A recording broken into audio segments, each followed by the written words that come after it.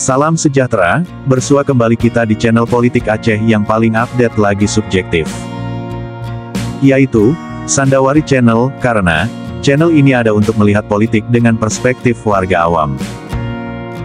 Mari kita bahas tentang makan siang, untuk menggenapi diskusi politik makan siang pemerintah. Kita akan membawa sepiring nasi dan kawan-kawan dalam bentuk lauk pauk. Segelas air minum mesti ikut jua ke rumah tetangga saat makan siang tiba. Di rumah tetangga, biasanya telah berkumpul teman sebaya untuk satu proyek tiba-tiba. Acara makan-makan bareng ini tidak disponsori oleh siapapun kecuali ibu kita sendiri.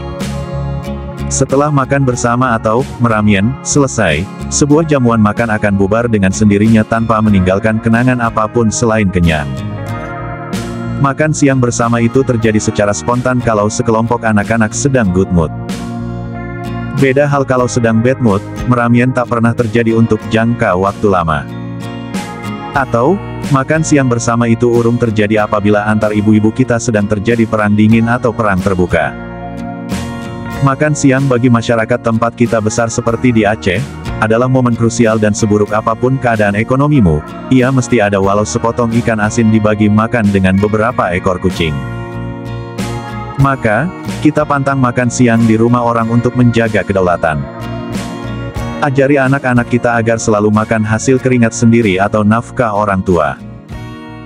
Salam Sandawari.